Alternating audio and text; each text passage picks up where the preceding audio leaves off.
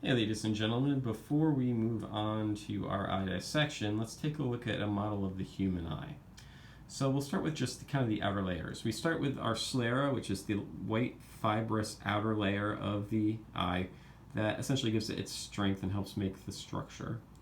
If you look up here, you can see the lacrimal gland, which is essentially our tear gland, producing the tears. If we look at the front of the eye, you can see that the clear front portion of the eye is going to be the cornea. Remember, that's continuous with the sclera and is technically part of the fibrous coat of the eye, or fibrous tunic as it's sometimes called.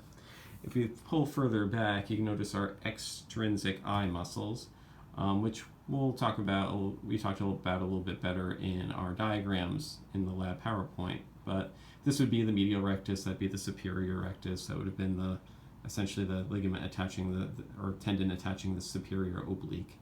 Here at the back, we can see our optic nerve entering the back of the eye. Remember, where the optic nerve enters into the eyeball itself, we have our blind spot. Now, let's start removing some of the parts. If you look here with the top portion removed, we can see the iris and the pupil quite a bit better. Remember, the pupil is essentially the opening into the eye through the iris that allows light to penetrate and get to the retina in the back. The pupil itself is surrounded by the iris, usually highly pigmented, and it has intrinsic muscles that allow it to essentially open or close the pupil depending upon the amount of light heading in. Now, if we switch around to the back a little bit, we're going to remove this clear portion of the model. Now, inside the clear portion, you'll notice we have our lens. And it looks like a lens because it is a lens. Remember, the lens is how we focus on images. It is attached to the ciliary body, which is represented by this kind of darkly pigmented striated section here. The ciliary body is attached to the lens via ciliary zonules or suspensory ligaments, as they're called, that allow the muscles in the ciliary body to essentially pull on the ligaments and change the shape of the lens depending on whether or not you're focusing on something that's close up or far away.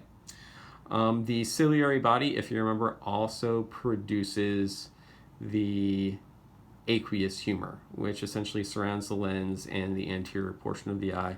The posterior portion of the eye, remember, is filled with vitreous humor, which is much more gel-like and jelly-like in consistency. Where we see our ciliary body in kind of choroid, remember the ciliary body is essentially continuous to the choroid, which is our vascular layer of the eye. We can't really see it in the model here very well. We head back into what is our retina. So you can see the retina here with the blood vessels going through.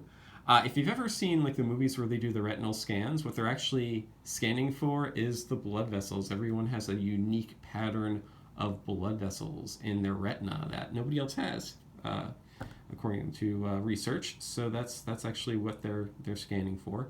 Remember where the optic nerve comes in, that would be the blind spot. It is your blind spot because there are no rods or cones located in that area.